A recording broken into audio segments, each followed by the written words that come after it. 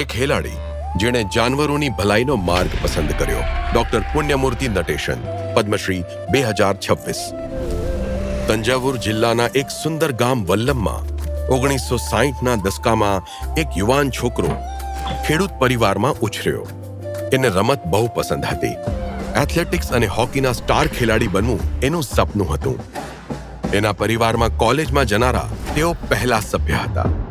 તેઓ તેમના દાદાના બહુ લાડકા હતા। કોલેજમાં ભણવા માટે જ્યારે હું મારા દાદાજી પાસે આશીર્વાદ લેવા ગયો ત્યારે એમણે કહ્યું, કંઈક એવું શીખ કે જે ખેડૂતોને કામ લાગે। એ મારા જીવનનો નિર્ણાયક વળાંક હતો। ત્યારે હું માત્ર બીએસસી એગ્રીકલ્ચર વિશે જાણતો હતો। મને વેટરીનરી સાયન્સ વિશે જાણકારી નહોતી। મારા મિત્ર અને સહાધ્યાયી વીર પાંડિયને આ વિશે પરિચય કરાવ્યો। યુવા પુણ્યમૂર્તિ 70ના દાયકાના મધ્યમાં મદ્રાસ વેટરીનરી કોલેજ પહોંચ્યા। તેઓ ભણવામાં તો હોશિયાર હતા જ, સાથે સાથે તેઓ લગાતાર 2 વર્ષ સુધી કોલેજ એથ્લેટિક્સ ચેમ્પિયન પણ રહ્યા। થોડા વર્ષો પછી તેઓ ઈરોડના કૃષિ વિજ્ઞાન કેન્દ્રમાં કાર્યરત થયા। ત્યાં બનેલી એક ઘટનાએ એમની વિચારસરણીને નવી દિશા આપી। હું ઈરોડમાં એક યુગલ દ્વારા ચલાવાઈ રહેલા પોલ્ટ્રી ફાર્મમાં ગયો। મરઘીઓ સ્વસ્થ દેખાતી હતી અને બરાબર ખાતી હતી, છતાં ઈંડા નહોતી આપી શકતી। રેકોર્ડથી ખબર પડી કે એમને એક પરજીવી રોગ કોક્સીડિયોસિસ માટે 10 અઠવાડિયા સુધી સલ્ફાનામાઇડ નામની દવા આપવામાં આવી હતી, જેના લાંબા ગાળાની અસર એમના પ્રજનન પર પડી અને ઈંડા ન આપી શકી।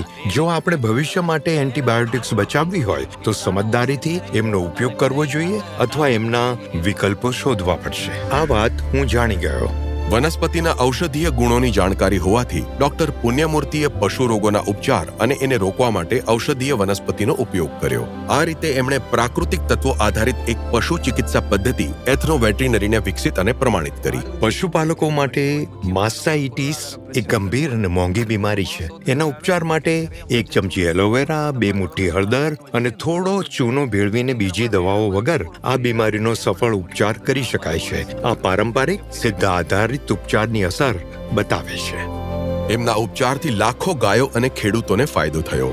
એમણે જાનવરોની 34 બીમારી માટે 5 સરળ ઉપચાર વિકસિત કર્યા।